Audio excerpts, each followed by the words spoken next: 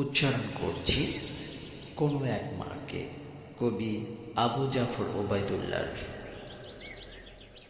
কুমড়ো ফুলে ফুলে নুয়ে পড়েছে লতাটা, সজনে ডাঁটায় ভরে গেছে গাছটা, আর আমি ডালের বড়ি শুকিয়ে রেখেছি।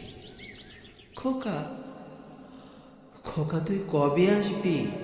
কবে ছুটি? চিঠিটা তার পকেটেই ছিল, ছেঁড়া আর রক্তে ভেজা।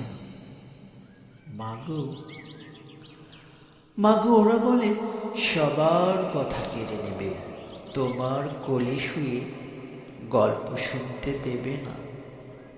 বলো মা, বলো, তাই কি হয়? তাই তো আমার দেরি হচ্ছে। তোমার জন্য কথার ঝুড়ি নিয়ে তবেই না বাড়ি ফিরব। লক্ষ্মীমা, রাগ করো না, মাত্র তো আর কটা দিন। পাগল ছেলে, মা পরে আর হাসে, তোর উপরে রাগ করতে পারি?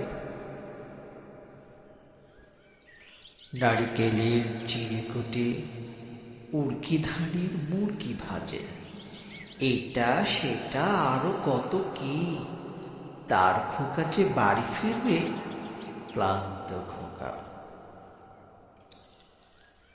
কুমড়ো ফুল শুকিয়ে গেছে, ঝরে পড়েছে ডাঁটা, পুইলতাটা নেতানো। খোকা এলি? মা ঝাপসা চোখে তাকায় উঠানে উঠানে, যেখানে খোকার সব শকুনিরা ব্যবচ্ছেদ করে।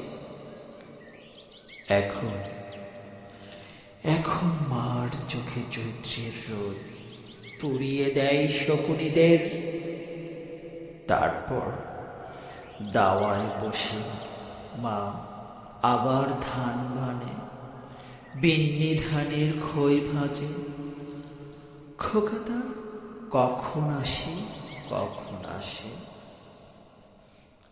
এখন মার চোখে শিশির ভোর, স্নেহের রোদে ভিটে ভরেছে।